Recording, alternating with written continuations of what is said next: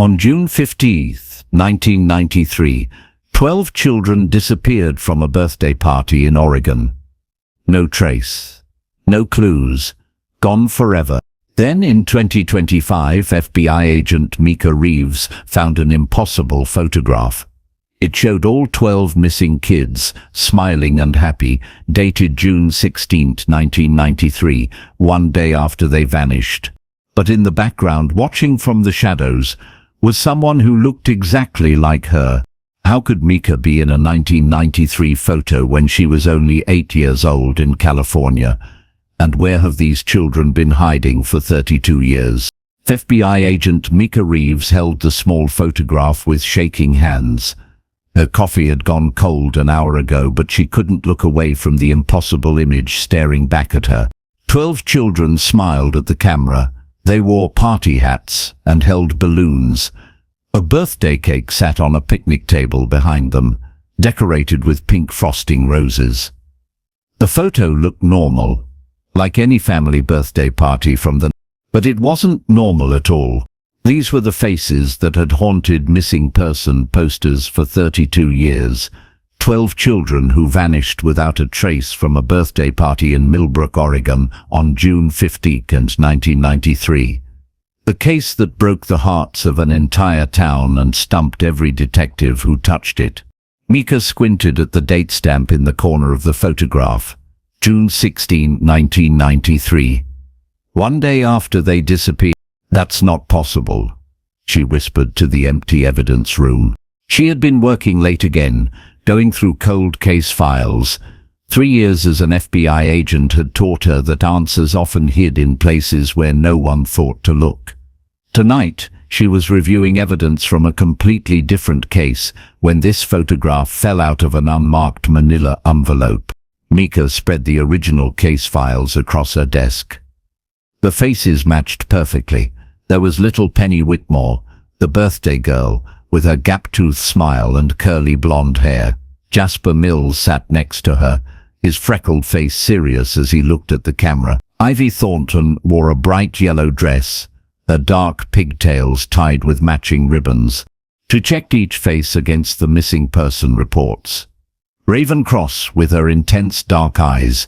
Sage Winters, the quiet boy who always sat in the back of class photos. River Banks, whose parents said he never met a stranger. Luna Hayes, with her wild red curls. Phoenix Wright, the class clown who made everyone laugh.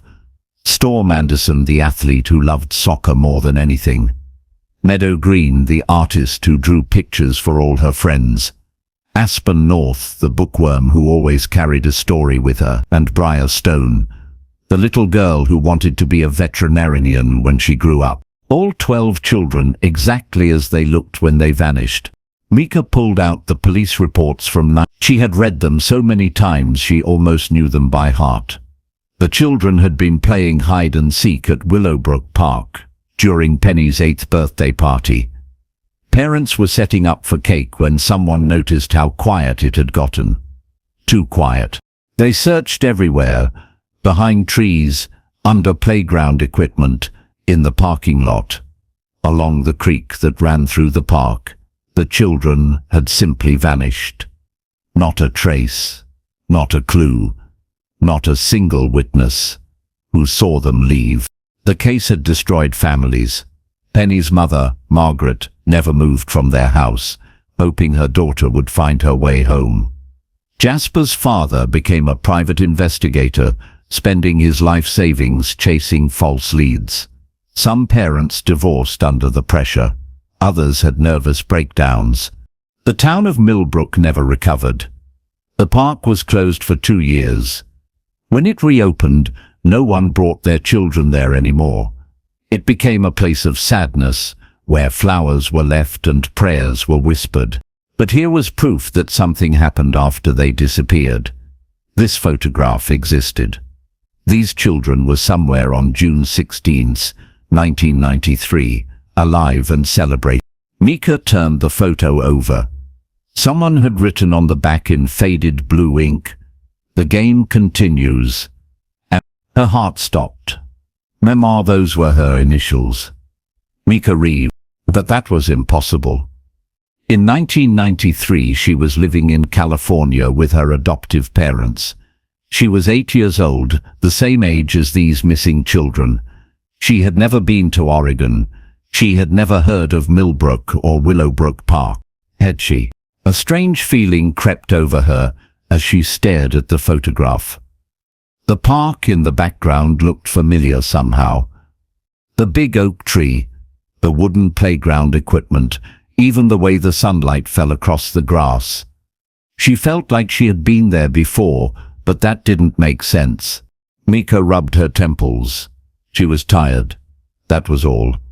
Working too many late nights on cold cases. Her mind was playing tricks on her. She looked at her watch.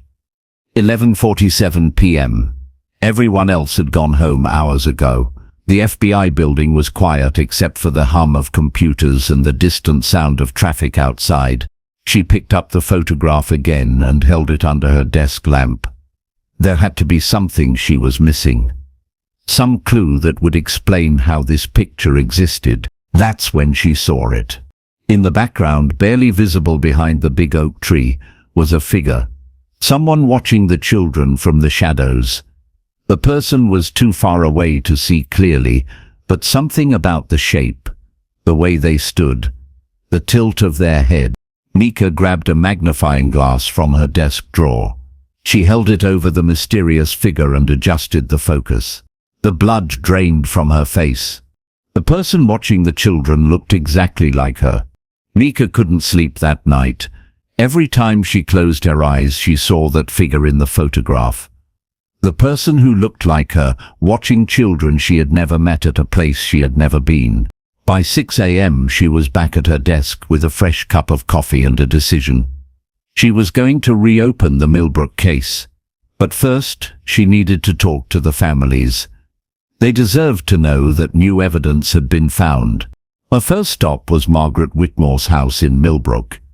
The 3-hour drive from Portland gave Mika time to think about what she would say. How do you tell a mother that you found a photograph of her missing daughter taken the day after she disappeared? Margaret's house was a small blue cottage with white shutters. The yard was filled with flowers, roses, daisies and sunflowers that bloomed in bright colors. A wooden sign by the front door read Penny's Garden, in faded paint. Margaret answered the door slowly. She was 60 now, her blonde hair turned silver, but her eyes were still the same bright blue as her daughter's. She wore a cardigan despite the warm July morning. Mrs. Whitmore? I'm Agent Mika Reeves with the FBI. I'd like to talk to you about Penny. Margaret's hand went to her throat. Have you found something? After all these years, may I come in? The inside of the house felt frozen in time. Family photos from the 1980s and early 1990s covered every surface. Penny smiled from dozens of frames, missing teeth, pigtails, school pictures, Christmas mornings. But there were no photos after night. I kept her room exactly the same, Margaret said, leading Mika to the kitchen. Pink walls, her stuffed animals, everything, just in case she comes home and wants things to be normal. They sat at a small table covered with a cheerful yellow tablecloth. Margaret poured tea with shaking hands. Tell me about the party, Mika said gently. What do you remember about that day? Margaret's eyes grew distant. Penny was so excited. She had been planning her birthday for weeks. She made a list of all her friends, helped me pick out decorations, even chose the flavor of cake. Strawberry with pink frosting, roses. How many children were invited? 11 from her class, plus Penny made 12. She knew everyone's favorite games, favorite colors, even what kind of sandwiches they liked. She wanted everything to be perfect. Margaret's voice broke. She just wanted her friends to have fun. Mika took notes, even though she had read all this before.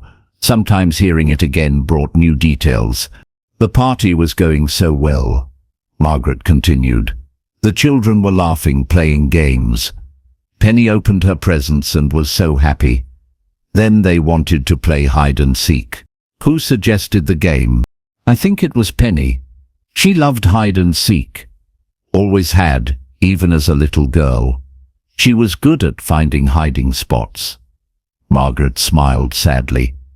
Too good, as it turned out. What happened when you realized they were missing? Margaret was quiet for a long moment. It was the silence. Suddenly, the park was completely quiet. No laughing, no shouting, no children's voices at all. The other parents and I started calling their names, but no one answered. She stood up and walked to the window, looking out at her flower garden. We searched for hours. The police came, then more police, then search dogs. Everyone in town helped look, but it was like the children had never existed. Mika pulled out the photograph. Mrs. Whitmore, I need to show you something. It might be difficult to see. Margaret turned around and gasped when she saw the photo. Her teacup slipped from her hands and shattered on the kitchen floor. That's Penny, she whispered. That's my baby girl. But where did you find this? It was mixed in with evidence from another case. Look at the date. Margaret picked up the photograph with trembling fingers. June 16th. But that's impossible. They disappeared on June 15th. She looked at Mika with desperate hope in her eyes. Does this mean they're alive? I don't know yet, but I'm going to find out. Mika's next visit was to Tom Mills, Jasper's father. He lived alone in a cluttered apartment above a bookstore in downtown Millbrook. The walls were covered with maps, newspaper clippings, and photos connected by red string. Tom was thin and tired-looking, his hair completely grey. He wore thick glasses and had ink stains on his fingers from taking notes. You're investigating the case again? He asked, inviting Mika inside. I never stopped investigating. Never will. His apartment was like a detective's office. Boxes of files covered every surface. A bulletin board showed photos of all 12 children, with lines connecting them to different theories and suspects. I became a private investigator after Jasper disappeared, Tom explained. Spent my life savings following leads. My wife left me in 1998. Said I cared more about finding our son than about her grief. He showed Mika his research, interview notes, witness statements, theories about what might have happened. Everything was carefully organized and cross-referenced. I've considered every possibility, Tom said. Kidnapping, but there was no ransom demand. Accident, but we searched every inch of the park and surrounding woods. Stranger danger, but 12 children. All at once? It doesn't make sense. Mika showed him the photograph. Tom stared at it for a long time, his eyes filling with tears. That's Jasper. He's wearing the shirt I bought him for his birthday the month before, red with a dinosaur on it. Tom's voice was hoarse. Where has he been all these years? The most heartbreaking visit was to Sarah Thornton, Ivy's older sister. Sarah was only 12 when her 6-year-old sister vanished. Now 44, she ran a non-profit organization called Never Stop Looking that helped families of missing children. Her office was filled with photos of children who had been found because of her work. Happy reunions, families together again, hope restored. I've dedicated my life to this because of Ivy, Sarah said. I couldn't save my little sister, but maybe I could save someone else's. She showed Mika a photo of Ivy from the morning of the party. She was so excited to go to Penny's birthday. She picked out her yellow dress specially and asked me to braid her hair with matching ribbons. Do you blame yourself? Mika asked gently. Every day. I was supposed to walk her to the park, but I had plans with my friends. I was 12 and thought hanging out with 6th graders was more important than my little sister's safety. Sarah wiped her eyes. If I had been there, maybe I could have protected her. When Mika showed Sarah the photograph, she broke down completely. She looks so happy, Sarah sobbed. She looks exactly the same as the day she disappeared. How is that possible? As Mika drove away from her final family visit, she felt the weight of 32 years of grief and hope pressing down on her. These families had never stopped loving their children, never stopped believing they might come home. She pulled into a gas station to fill up her tank for the drive back to Portland. As she walked back to her car, she noticed something tucked under her windshield wiper. It was a folded piece of paper. Mika looked around the parking lot, but saw no one who might have left it. She unfolded the paper with careful fingers. Written in a child's handwriting, in purple crayon, were the words, "We're still playing hide and seek. Come find us." The paper smelled like birthday cake and strawberry frosting. Mika's hands began to shake as she looked at the note again. At the bottom, in smaller letters, was a signature that made her blood run cold. "Your friend, Penny." Mika drove straight back to Portland, the mysterious note sitting on her passenger seat like a ticking bomb. She had sealed it in an evidence bag, but she could still smell the faint scent of birthday cake every time she breathed. Back at FBI headquarters, she ran every test she could think of. Fingerprint analysis, handwriting comparison, even chemical testing of the paper and crayon. The results made no sense at all. The handwriting matched samples of Penny Whitmore's writing from 1993. The paper was standard construction paper, the kind used in elementary schools 30 years ago. The purple crayon contained ingredients that hadn't been used in children's art supplies since the 90s. But the note was fresh, written recently, maybe even that same day. Mika spread all the evidence across her desk.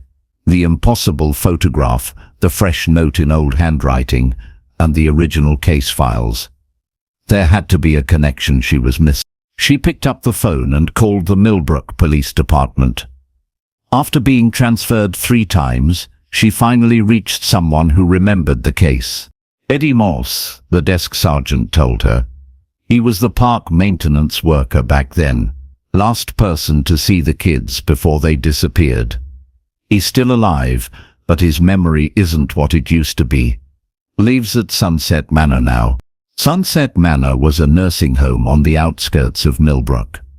The building was cheerful and clean, with flower gardens and rocking chairs on the front porch. It looked like a place where people came to spend their final years in peace. Eddie Morse was 67 now, sitting in the activity room working on a jigsaw puzzle. His hands shook slightly as he placed the pieces, but his eyes were clear and bright. "Mr. Morse? I'm Agent Reeves with the FBI. I'd like to ask you about the children who disappeared from Willowbrook Park in night." Eddie looked up from his puzzle. "The birthday party kids? I think about them every day. Some days I remember everything clear as crystal. Other days..." He tapped his temple. "Not so much. Today seems like a good day. Can you tell me what you remember?" Eddie set down his puzzle piece and leaned back in his chair.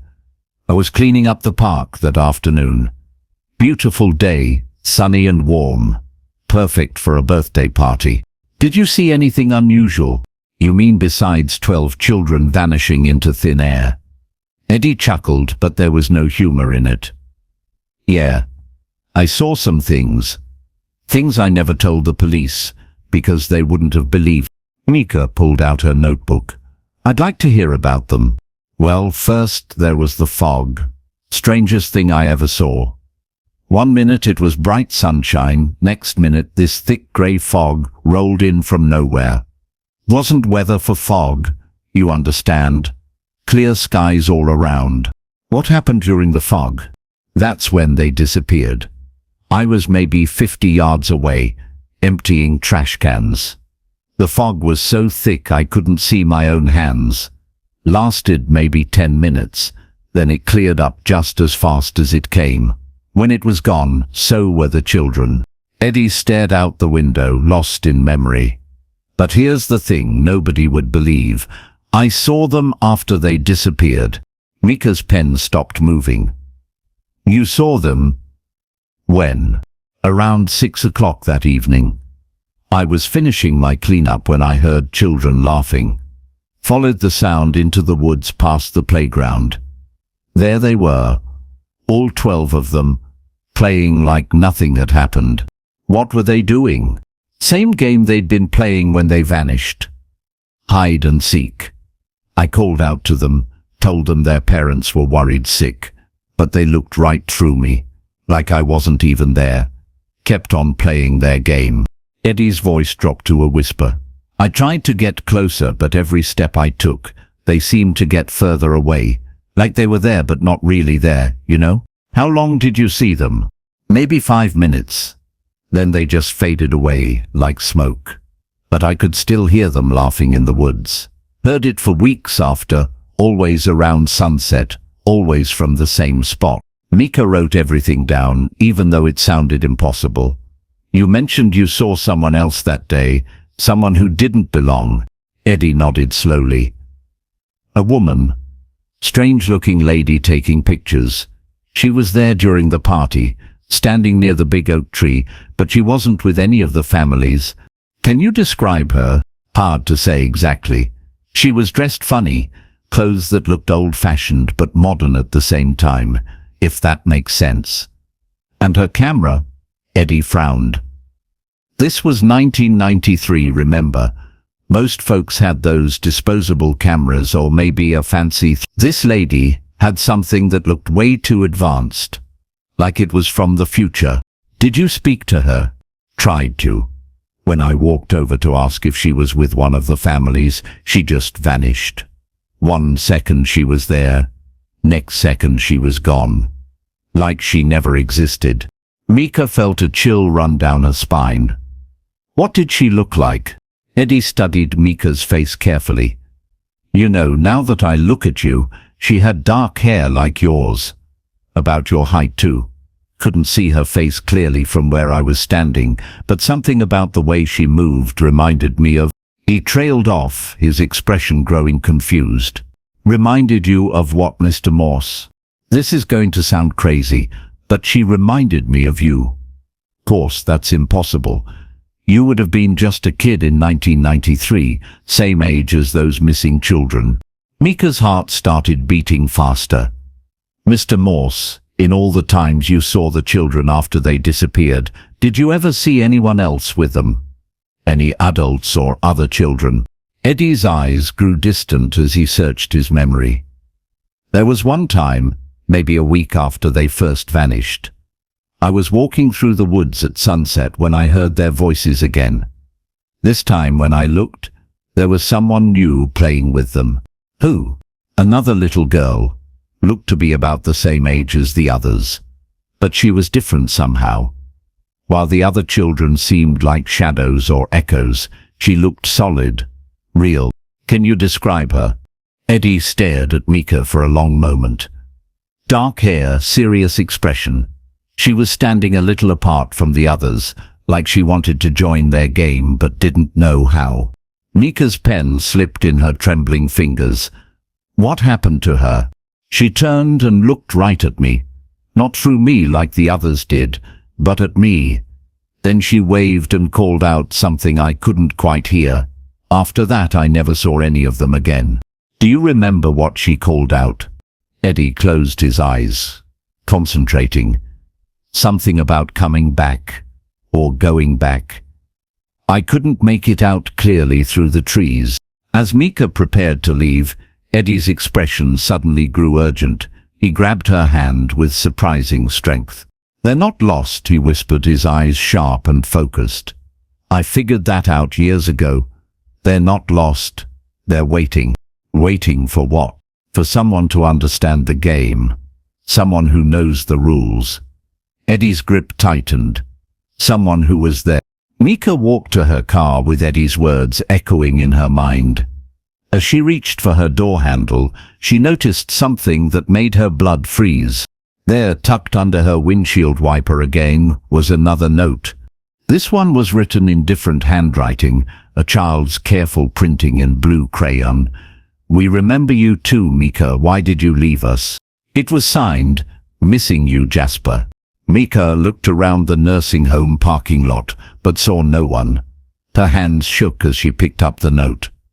Like the first one, it smelled faintly of birthday cake. But this time she noticed something else. The paper was warm, as if it had just been written by small fingers that had been playing in the sunshine.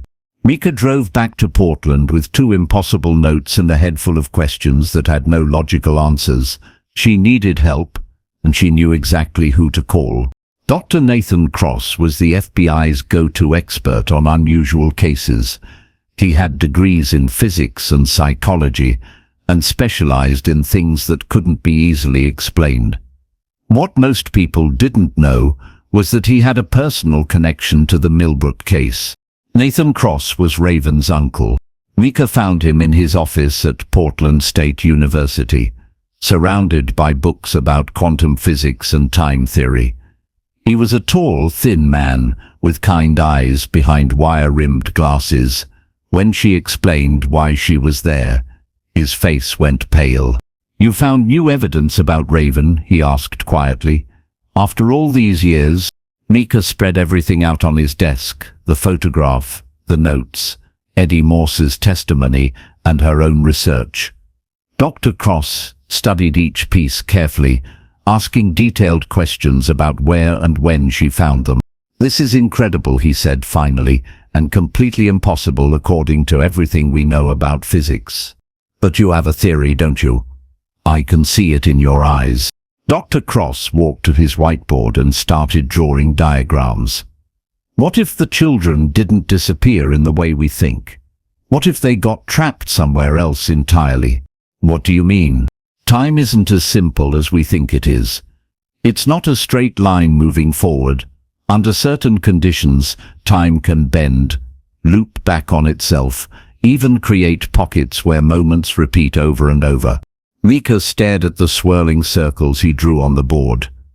"You're talking about time travel." "Not exactly travel. More like being stuck in one moment that plays on repeat, like a broken record." Dr. Cross tapped his marker against the board. "What if the children are trapped in a time loop, reliving Penny's birthday party over and over again?" "That sounds like science fiction." "So did cell phones and the internet, 50 years ago." Dr. Cross pulled out a thick folder from his filing cabinet. "I've been studying temporal anomalies for 20 years, ever since Raven disappeared. There are places on Earth where time behaves strangely." He showed her photographs and research papers. Stories of hikers who lost 3 days but only remembered 3 hours. Towns where clocks ran backwards during certain weather patterns. Ships that sailed into fog and emerged weeks later, with crews who insisted they'd only been gone for minutes. "Most scientists dismiss these stories," Dr. Cross explained. "But I've been collecting data, looking for patterns, and one thing keeps coming up. Electromagnetic fields." "What kind of electromagnetic fields?" "The kind that Willowbrook Park sits on top of." He pulled out a geological survey map. "The park is built over a unique rock formation with high levels of natural magnetism. Add in underground water sources, and you have a perfect recipe for electromagnetic anomalies." Mika studied the map. "You think this caused the children to get trapped in time?" "I think 12 children playing together full of excitement and joy might have created enough emotional energy to trigger something that was already there waiting." Dr. Cross drew more circles on the board. "Time loops need 3 things: the right location, the right energy, and the right emotional trigger." "What about the notes I've been receiving? How do you explain those?" "If the children are trapped in a time loop, they're not completely cut off from our timeline. Think of it like a bubble floating in water. Most of the time, the bubble stays separate, but sometimes it touches the surface." Dr. Cross showed her more research about time anomalies, places where people had reported receiving messages from the past or seeing the same events happen multiple times. "The photograph makes perfect sense in this theory," he continued. "It was taken during the first repeat of the loop, on June 16th. Someone found a way to enter the temporal bubble and document what they saw. But who? And how? That's the big question." Dr. Cross looked at her seriously. Mika, I need to ask you something, and I want you to think carefully before you answer. Do you have any memory of being in Oregon as a child? No, I grew up in California with my adoptive parents. You're adopted? Since I was a baby. But even as she said it, Mika felt uncertain. There were things about her childhood that had always felt fuzzy, like looking at old photos through cloudy glass. Dr. Cross pulled out his laptop and started typing. Let me show you something else. I've been tracking similar disappearances throughout history. The screen filled with newspaper articles and police reports. Children who vanished from the same area, going back over 100 years, always in groups, always while playing games, always with no trace left behind. 1952, 7 children disappeared during a school picnic at Willowbrook Park. 1887, 5 children vanished while playing near the creek. 1924, 9 children went missing during a summer festival. What happened to them? Some were found days later, confused and unable to remember where they'd been. Others were never seen again, but in every case, there were reports of the children being seen after they disappeared. Always playing, always happy, always in the same area of the park. Mika felt a chill run through her. You think this has happened before? I think Willowbrook Park is what scientists call a temporal soft spot, a place where the normal rules of time don't always apply. Dr. Cross turned to face her. And I think if we can understand how these time loops work, we might be able to get the children out. How? The same way they got in. We need to find the trigger point, the exact moment and location where the loop begins. Then we need someone who can enter the temporal bubble from the outside. That sounds incredibly dangerous. It is. Anyone who enters the loop risks becoming trapped themselves. But Mika, Dr. Cross hesitated. I think you might be the key to solving this. Why me? Because of the notes. They're not being sent to just anyone. They're being sent to you specifically. The children know you somehow, they trust you. Before Mika could respond, her phone buzzed with a text message. The number was blocked, but the message made her heart stop. Check your email. We have something to show you. Your friends who are still playing. Mika opened her email on Dr. Cross's computer. There was one new message with no sender name. The subject line read, attached was a video file. With trembling fingers, Mika clicked play. The video showed Willowbrook Park as it looked in 1993. 12 children were playing hide and seek, laughing and running through the trees. The camera followed them as they played, their voices clear and happy. But the timestamp on the video showed it was recorded yesterday. This is impossible, Dr. Cross whispered. As they watched, one of the children, little Penny Whitmore, looked directly at the camera and waved. Hi, Mika, she called out cheerfully. We're still here, still playing. When are you coming back to finish the game?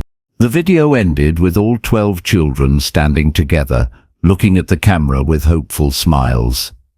Behind them, barely visible in the shadows, was a figure that looked exactly like an 8-year-old version of Mika herself. Mika stared at the frozen video screen, her heart pounding so hard she could hear it in her ears. The 8-year-old version of herself in the shadows looked so real, so familiar, yet she had no memory of ever being there. We need to go to the park, she said, her voice barely a whisper. Right now. Dr. Cross grabbed his equipment bag, stuffing it with electromagnetic detectors, thermal sensors, and digital cameras. If we're going to investigate a temporal anomaly, we need to be prepared. The drive to Millbrook took 2 hours, but it felt like forever. Mika's mind raced with questions that had no answers. How could she be in that video when she had no memory of Oregon? Why were the children reaching out to her specifically? And most frightening of all, what if entering the park meant she might never come back? Willowbrook Park looked different in 2025 than it had in the old police photos. New playground equipment had been installed, the paths were paved, and modern safety features had been added. But the heart of the park remained the same, the big oak tree, the creek running through the woods, and the open field where Penny's birthday party had taken place 32 years ago. Dr. Cross immediately began setting up his equipment while Mika walked slowly through the park. With each step, that strange feeling of familiarity grew stronger. The way the afternoon light fell through the oak tree branches, the sound of water flowing over rocks in the creek, even the smell of pine needles and summer grass, it all felt like coming home to a place she'd forgotten she knew. "Mika, you need to see this," Dr. Cross called from near the playground. His electromagnetic detector was going crazy, beeping rapidly and flashing red lights. The digital display showed readings that made no scientific sense. "These numbers are impossible," he said, adjusting the controls. "The electromagnetic field here is 10 times stronger than it should be. And look at this."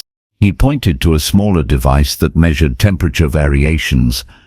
"The temperature is fluctuating in a perfect circle pattern, like something is moving in a loop." They walked deeper into the woods, following the strongest readings.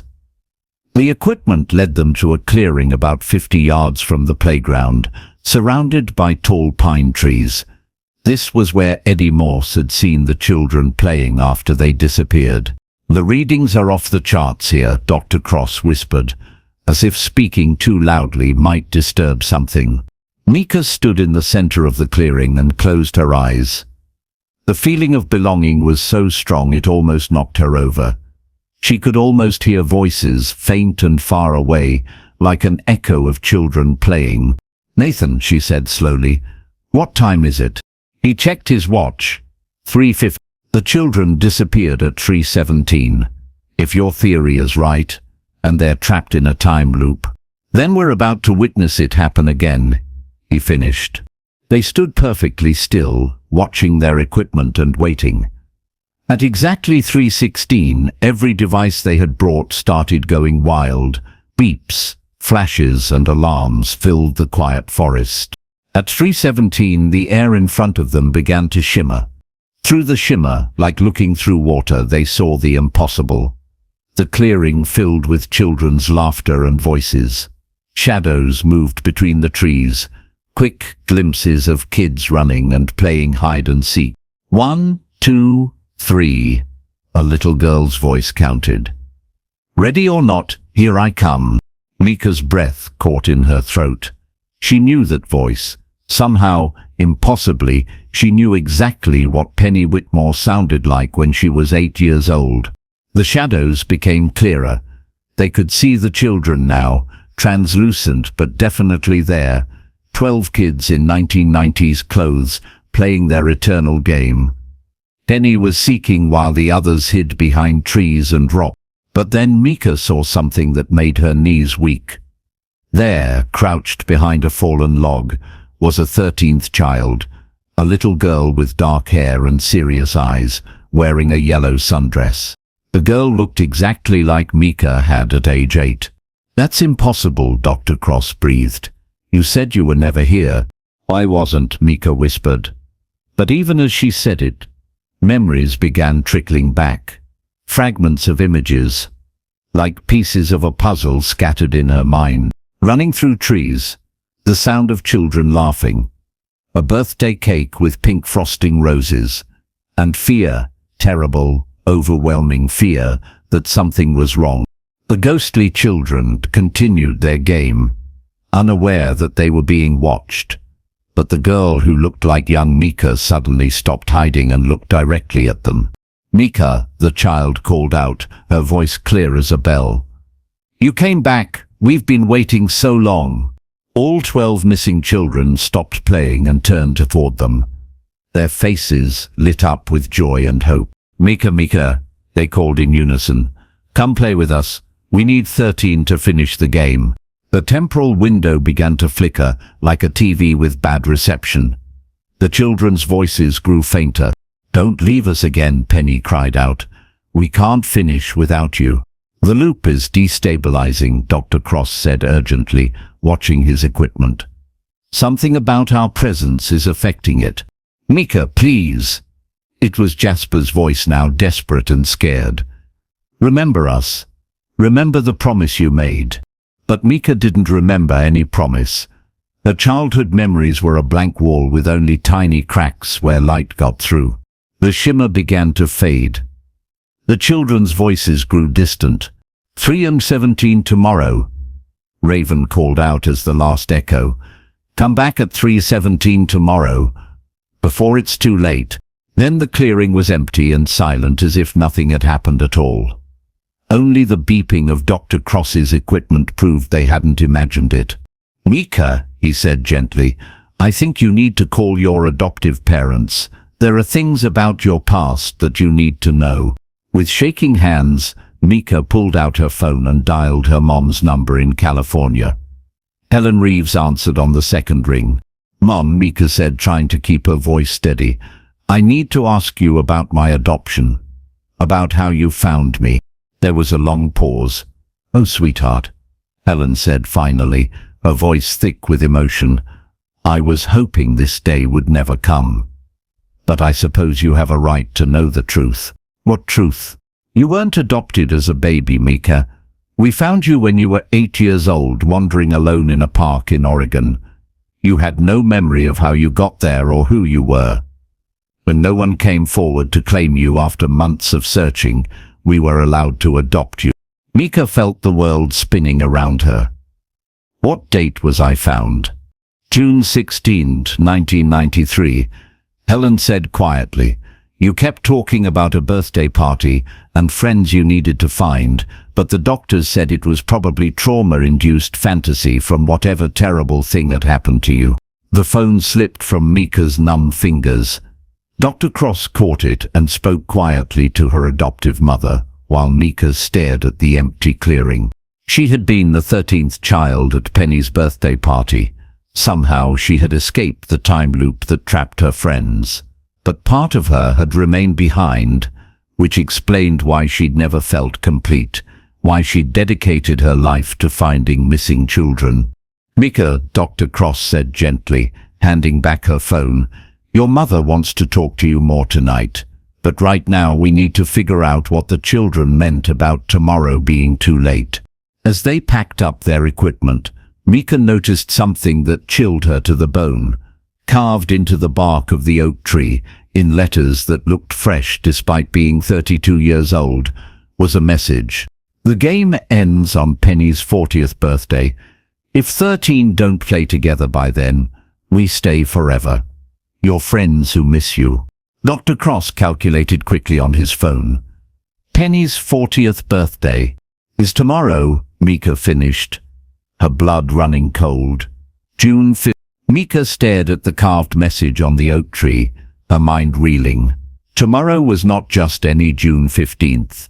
It was Penny's 40th birthday, and according to the children trapped in time, it was their last chance for freedom. We have less than 24 hours, Dr. Cross said quietly, checking his watch. If your theory is right, you're the key to breaking the time loop. But Mika, you need to understand what you're risking. Tell me. The temporal field has grown stronger over 32 years. Anyone who enters it now might never escape. You could save your friends, but you might become trapped with them forever. The weight of the decision pressed down on Mika's shoulders. Save 12 children she had forgotten she knew, or protect her own life and let them remain prisoners of time. That night, Dr. Cross worked frantically in his hotel room, trying to find a safer way to break the loop. His laptop screen showed complex equations and scientific papers about temporal mechanics. Coffee cups and crumpled papers covered every surface. There has to be another way, he muttered, typing furiously. Some method that doesn't require you to risk your life. But every calculation led to the same conclusion. The time loop needed to be broken from the inside by someone who was part of the original pattern. Mika was the only person who existed both inside and outside the temporal bubble. Meanwhile, Mika sat on her hotel bed, talking to her adoptive mother on the phone. Helen Reeves was crying as she shared memories that Mika had long forgotten. "You were such a scared little girl when we found you," Helen said through her tears. "You kept asking for your friends, kept saying you had promised to come back for them. We thought it was just confused memories from trauma. What else do you remember about that time? You had nightmares for months. You would wake up calling out names. Penny, Jasper, Ivy. You drew pictures of children playing in a park. The doctors said helping other families might give you closure, which is why we supported your decision to work in law enforcement." Mika closed her eyes, trying to remember. Slowly, more fragments came back. The feeling of running through fog, desperate to escape something terrible. The sound of children calling her name, and overwhelming guilt, like she had abandoned her best friends when they needed her most. "Mom," she said softly, "what if those weren't nightmares? What if they were memory?" "Oh, sweetheart. If that's true, then you've been carrying this burden for 32 years. Early the next morning, word spread through Millbrook that the FBI was investigating the old disappearance case. By 10 a.m., the families of the missing children had gathered at Willowbrook Park. Margaret Whitmore arrived first, clutching a bouquet of pink roses, Penny's favorite flowers. She looked older and more fragile than she had just days ago, but her eyes blazed with desperate hope.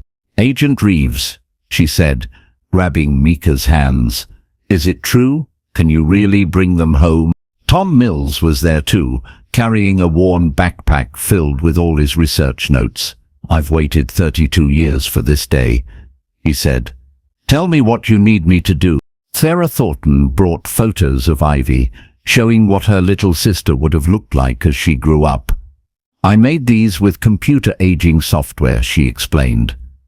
"I wanted to be ready for when she came home." One by one, the other families arrived.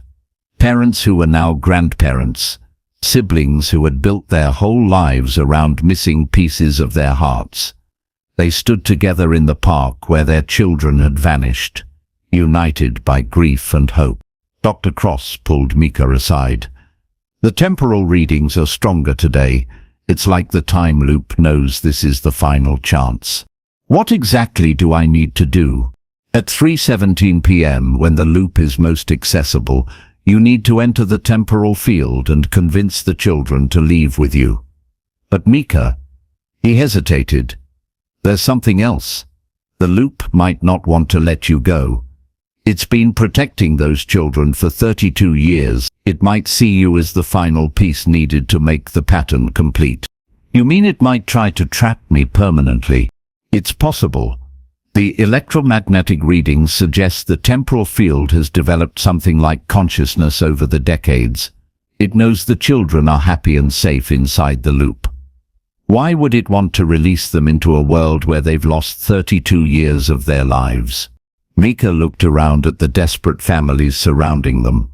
Margaret Whitmore was kneeling by the spot where Penny had last played, whispering promises to a daughter who had been 8 years old for longer than she had been alive. "These families have never stopped loving their children," Mika said. "They deserve the chance to grow old together, to create new memories, even if saving them means risking my life."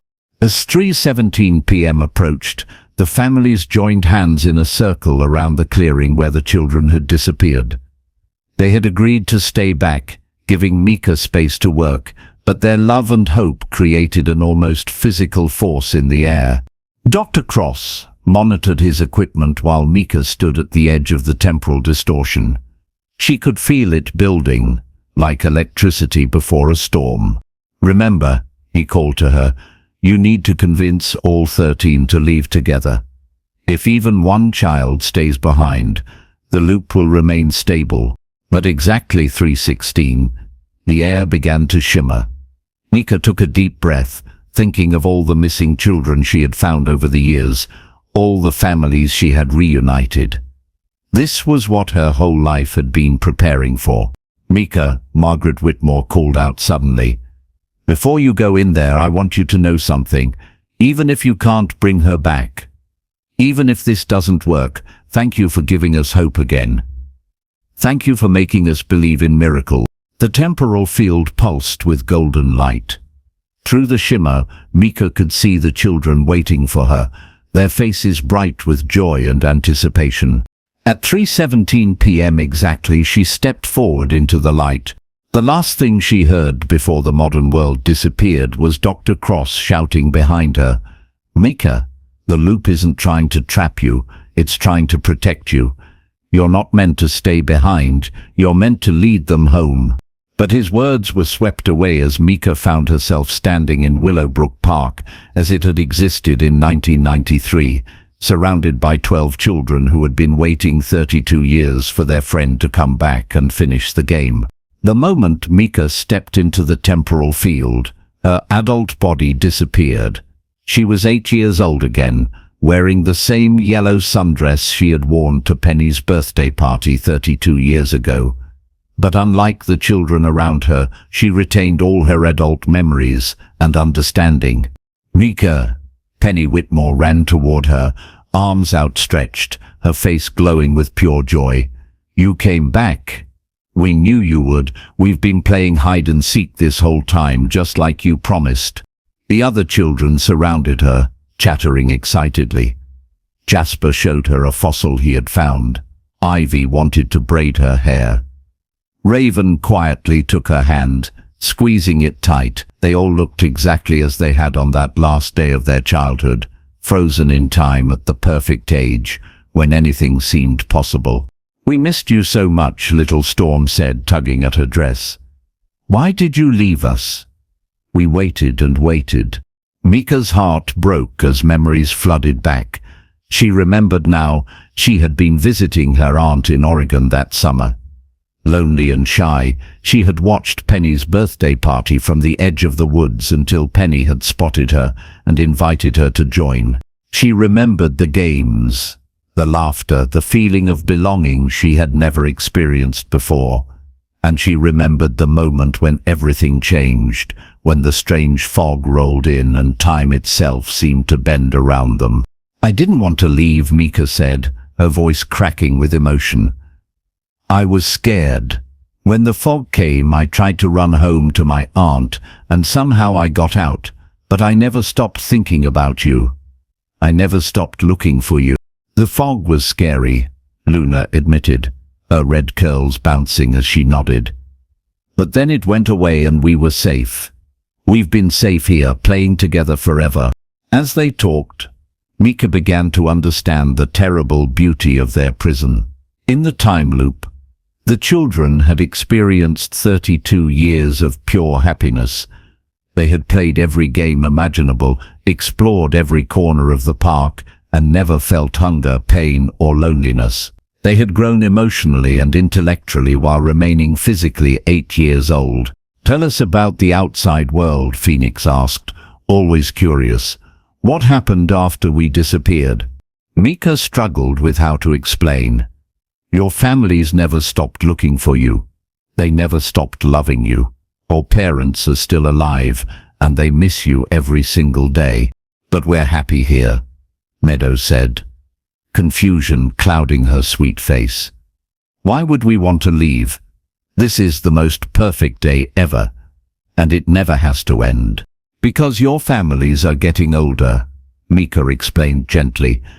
"If you don't come back with me today, you might never see them again.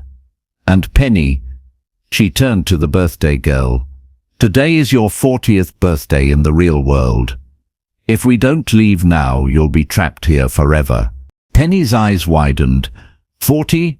But I'm only 8. "In here, yes, but time has been moving in the outside world. Your mum is 60 now. She's kept your room exactly the same, hoping you'd come home." The children exchanged worried glances. Aspen, who had always been the deepest thinker, spoke up. "If we leave, will we still be 8? Or will we suddenly become 40? Mika realized she didn't know the answer. Dr. Cross hadn't been certain what would happen when they emerged from the loop.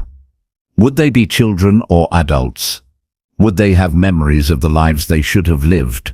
I don't know, she admitted, but I know your families want you back, no matter what. They've been waiting 32 years for this chance. The time loop seemed to sense their conversation. The perfect afternoon light began to flicker, and the children's playground started to shimmer at the edges. The loop doesn't want us to leave, Briar observed with her usual wisdom. It's been protecting us all this time. Mika felt the temporal field pushing against her adult consciousness, trying to make her forget why she had come. The loop whispered sweetly in her mind, "Stay here. Be safe. Be happy. Never grow old. Never feel pain." "We could all stay together," Sage suggested quietly. "You could be part of our group forever, Mika. Wouldn't that be wonderful?" For a moment, Mika was tempted. The idea of eternal childhood, of never facing loss or heartbreak or the weight of adult responsibilities, was seductive. She could see why the children didn't want to leave. But then she thought of Margaret Whitmore, kneeling in the park where her daughter had vanished, whispering promises to a child who had been 8 years old longer than she had been alive. She thought of Tom Mills, who had spent his fortune and his marriage searching for his son. She thought of Sarah Thornton, who had dedicated her life to finding missing children because she couldn't save her sister. "Listen to me," Mika said urgently, gathering all 12 children around her.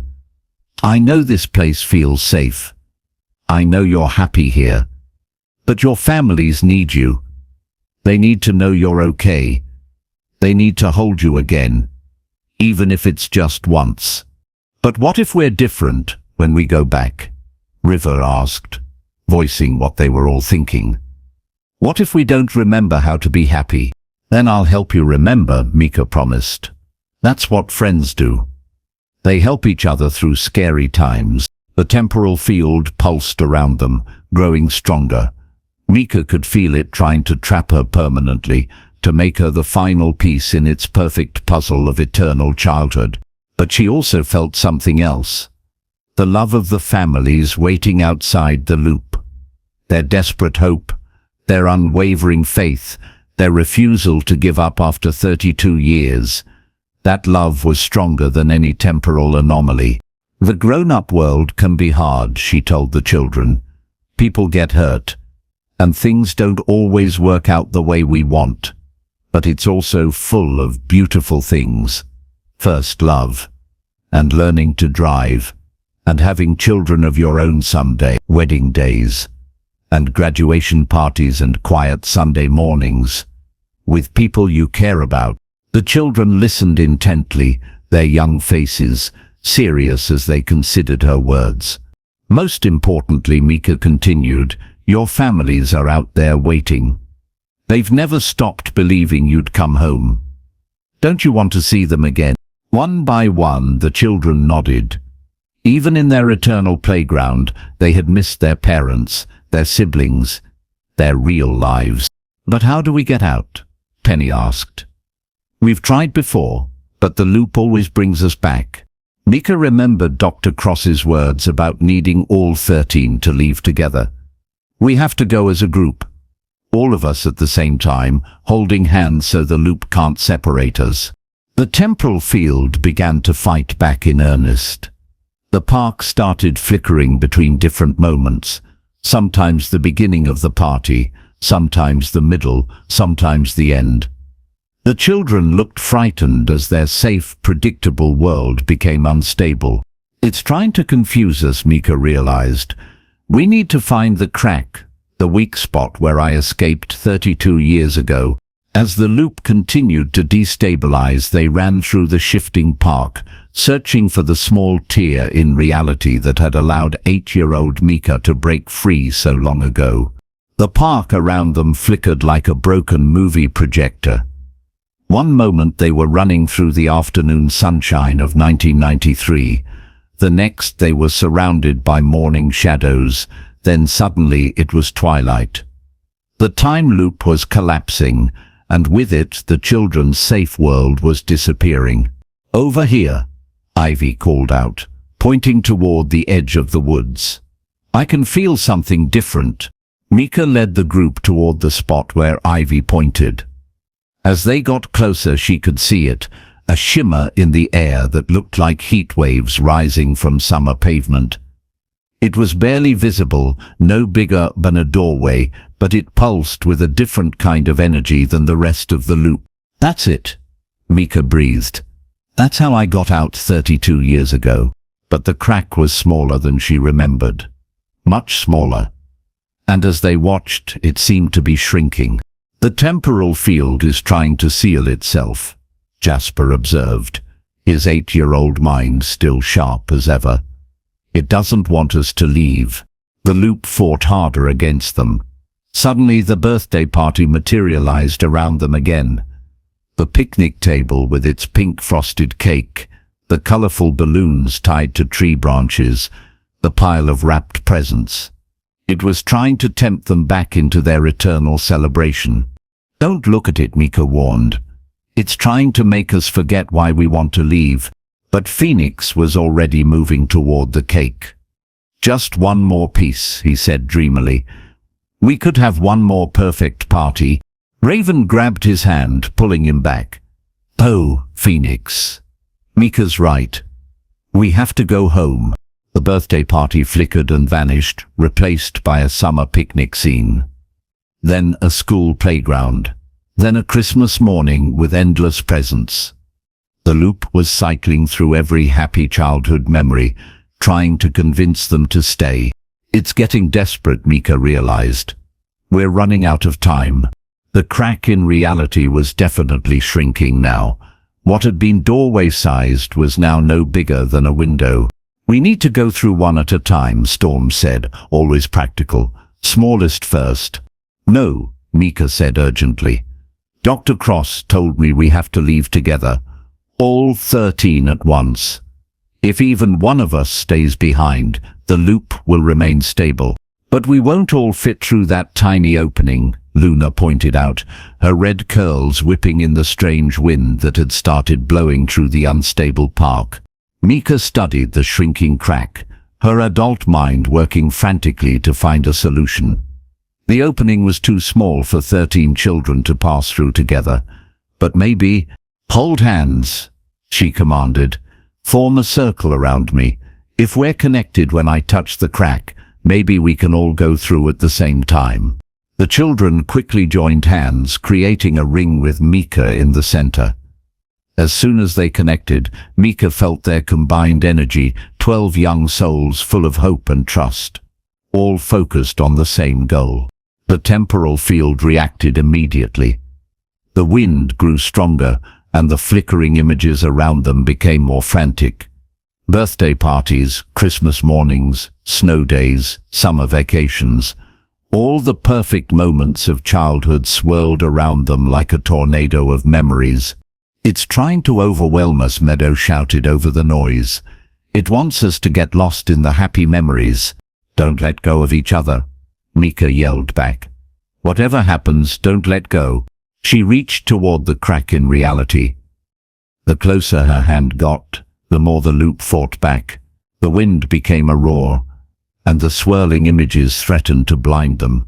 But she could feel the warmth of her friends' hands, their trust in her, their desperate desire to see their families again. Her fingers touched the edge of the crack. Immediately she felt the pull of the real world, 2025, where their families waited, where time moved forward instead of in circles. But she also felt the loop's final, desperate attempt to keep them. "I can see the outside," she called to the children. "I can see your families. They're all there, waiting for you. Tell us what you see."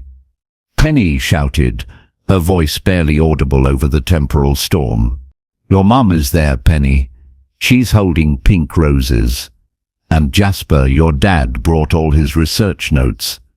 Ivy, your sister Sarah is crying happy tears." One by one, she described seeing each child's family waiting in the park. The love and hope of those waiting parents seemed to strengthen the crack, making it glow brighter. But the loop made one final stand. The perfect day of Penny's birthday party solidified around them one last time, more vivid and beautiful than ever. The cake looked delicious. The presents sparkled in the sunshine, and the sound of children's laughter filled the air. "Stay," the loop seemed to whisper. "Stay where you're safe. Stay where you're happy. Stay where nothing can ever hurt you." For a moment, Mika felt the children's hands waver. The temptation was so strong: eternal happiness, eternal safety, eternal childhood. But then she heard something that changed everything. Faintly through the crack in reality came the sound of Margaret Whitmore's voice. "Penny, baby, if you can hear me, please come home. Mommy has waited so long to hold you again." That's all it took. Penny squeezed Mika's hand tighter. "I want to see my mommy," she said with fierce determination. "I want to see my dad," Jasper added. "I want to hug my sister," Ivy said. One by one, all 12 children chose love over safety, family over perfection, the uncertain future over the beautiful past. "Together," Mika said. "On 3. 1, 2, 3. As one, the 13 children stepped toward the crack in reality. Mika felt herself stretching across time and space, felt the loop's final frantic attempt to hold on to them, felt the terrible moment when she wasn't sure if they would make it through. Then suddenly, they were falling through light and shadow, through years and memories, through the space between one moment and the next. The last thing Mika heard as the time loop collapsed behind them was the sound of birthday cake candles being blown out, as if Penny had finally made her wish and it was about to come true. They tumbled out of 1993 and into 2025, where 12 families had been waiting 32 years for their children to come home. Mika felt herself hit solid ground with a jarring thud. For a moment she couldn't tell if the escape had worked. Her vision was blurry, her ears were ringing, and her whole body felt like it had been stretched through time itself. Then she heard the most beautiful sound in the world, Margaret Whitmore's voice, crying out in pure joy, "Penny! Oh my God, Penny!" Mika sat up slowly, shaking her head to clear it. She was back in her adult body, wearing her FBI clothes again. Around her, families were running toward the spot where they had emerged from the temporal field. But something was wrong with what she was seeing. The children weren't 8 years old anymore. Penny Whitmore stood up gracefully, brushing dirt from a business suit. She was a woman of 40 now, with her mother's bright blue eyes and smile lines around her face. Her blonde hair was shorter, styled in a professional cut, and she wore a wedding ring on her left hand. "Mum?" Penny said, her voice deeper now but still recognizably hers. "Mum, I remember everything. I remember being 8, and I remember growing up." Margaret Whitmore stopped running, staring at her daughter in amazement. Penny was no longer the little girl who had disappeared, but she was unmistakably the woman that little girl had grown into. Jasper Mills was there too, tall and lean with his father's kind eyes. He wore khaki pants and a shirt with a museum logo. Somehow, he had become the paleontologist he had always dreamed of being. "Dad," he said, walking toward Tom Mills with careful steps, "I know this is confusing, but I'm still me. I'm still your son." One by one, Mika looked at each of the children. They were all adults now, the ages they should have been if they had never disappeared. Ivy was a successful hairstylist with her own salon, her dark hair arranged in an elegant style she had somehow learned to create. Raven had become a physicist like her uncle Nathan, her serious expression now mature and thoughtful. Each of them was exactly who they should have been, with memories of lives they had somehow lived while protected in the time loop. Dr. Cross rushed over to Mika, his equipment beeping wildly. "The temporal readings are off the charts," he said breathlessly. "What happened in there?" "I don't understand," Mika said, watching the impossible reunions around her. "How are they adults? How do they have memories of growing up?" "Because the time loop wasn't a prison," Dr. Cross said, staring at his instruments in amazement. "It was a protection cocoon. Look at this data. The temporal field created an accelerated accurate environment where they could experience 32 years of life in a compressed space. Phoenix Wright was hugging his parents, telling them about his career as a teacher. Storm Anderson was showing her family photos on a phone that had somehow appeared in her pocket, pictures of soccer games she had won, trophies she had earned. But how is this possible? Mika asked. Dr. Cross pulled up readings on his tablet. The electromagnetic anomaly at this location, it's not random. It's been documented throughout history. Native American legends speak of this place as a sanctuary where children could be protected from great dangers. What kind of dangers? I ran a probability analysis on June 15, 1993. Dr. Cross said, his voice growing serious. There was a school bus accident that was supposed to happen that day. All 13 of you were scheduled to take that bus home from the party. Mika felt the blood drain from her face. A bus accident? The driver had a heart attack at 4:30 p.m. The bus went off Route 14 into Miller's Creek. Everyone on board would have been killed. Dr. Cross showed her the newspaper Nipah on his tablet. 12 children from Penny's birthday party were supposed to be on that bus. But we never made it to the bus, Mika whispered, understanding flooding through her. The temporal anomaly detected the approaching tragedy and created the time loop to protect you. It allowed you to skip over the danger and emerge safely 32 years later, with all the life experiences you would have had. Around them, families were crying and laughing and hugging their children who were now adults.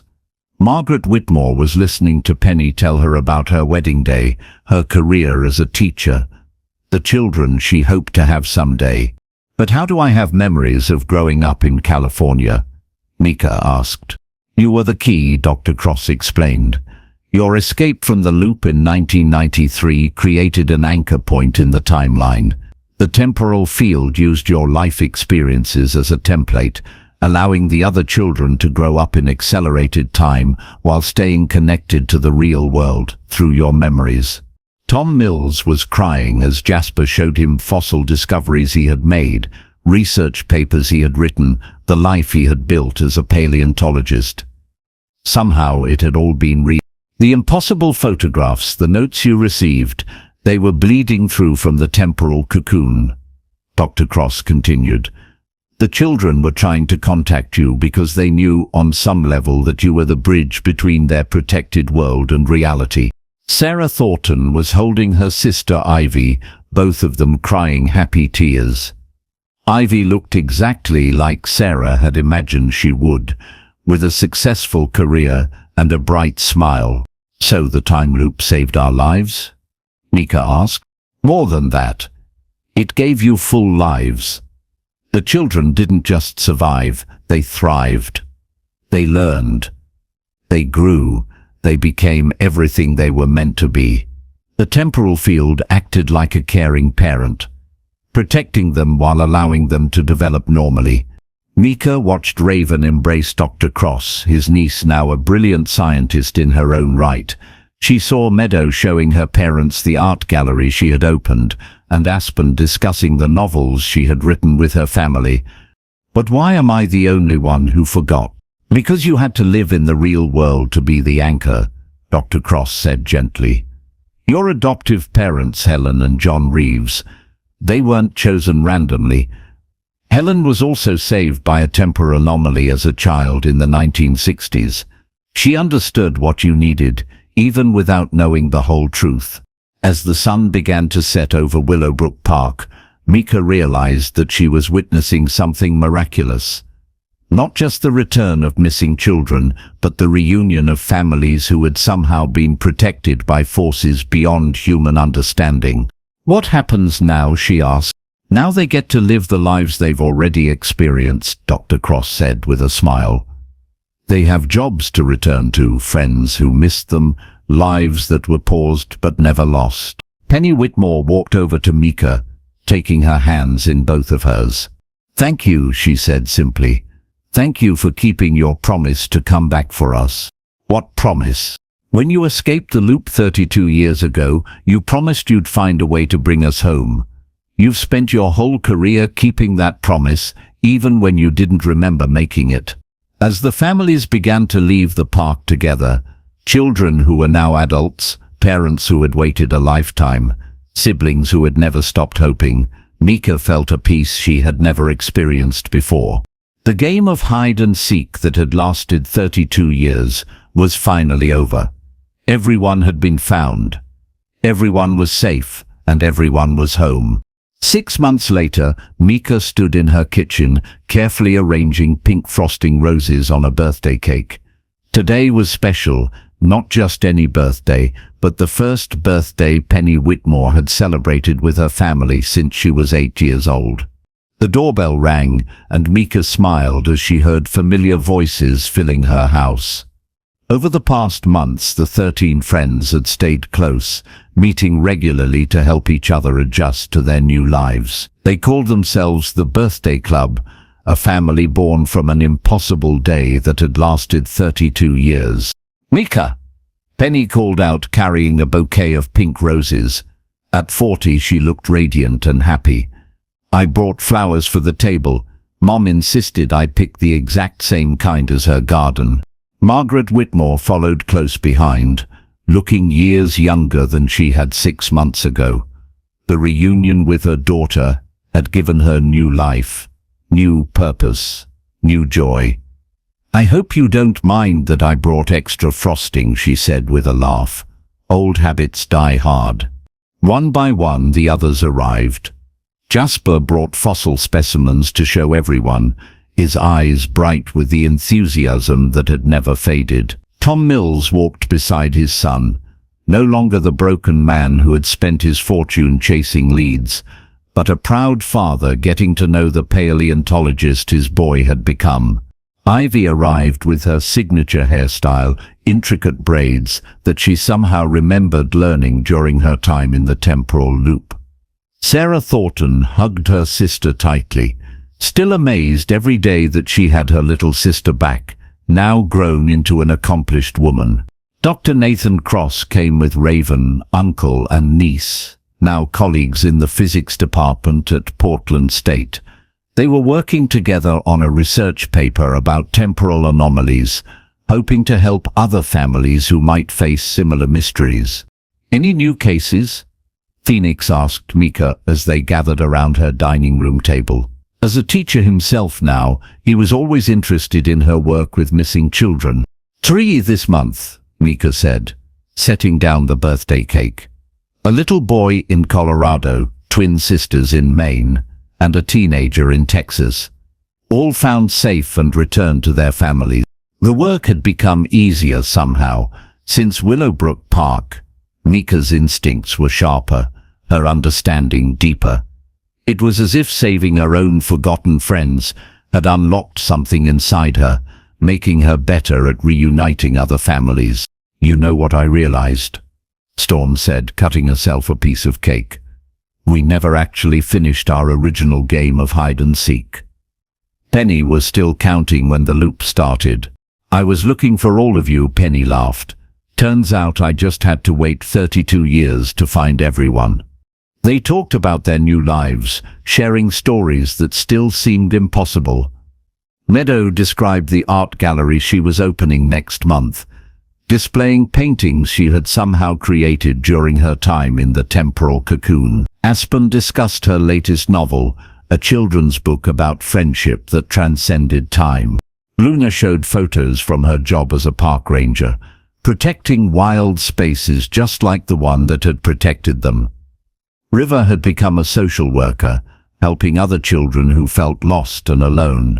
Briar was finishing veterinary school, still determined to help animals just as she had dreamed when she was 8.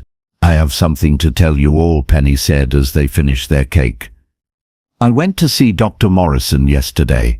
Dr. Morrison was the therapist who had been helping all of them process their unique experiences. "I'm ready," Penny continued. "I'm ready to have children of my own.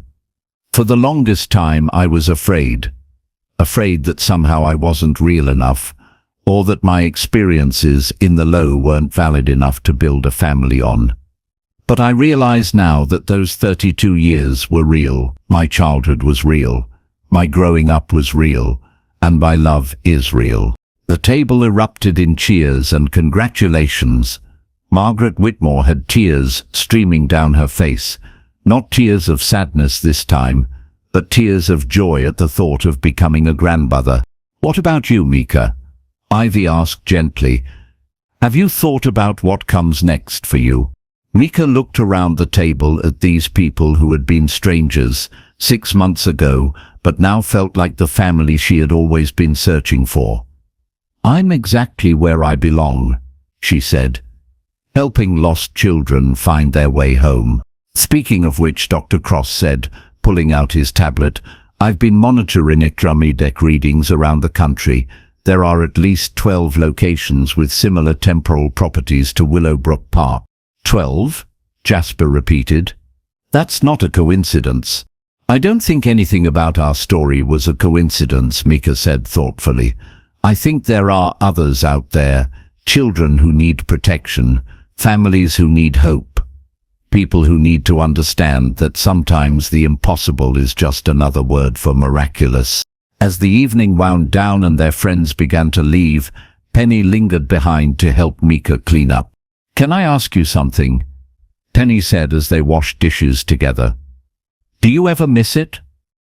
The simplicity of being 8 years old?" Mika considered the question carefully. "Sometimes, but I've learned that growing up doesn't mean losing the magic. It means understanding that the magic was always real." "I keep thinking about that last day," Penny said quietly, "when we were all 8 playing in the park. We were so innocent, so sure that everything would always be perfect. And in a way it was perfect," Mika replied. "We just didn't know then that perfection could grow and change and become even more beautiful." After Penny left, Mika sat alone in her quiet house, looking at the photographs that now covered her walls.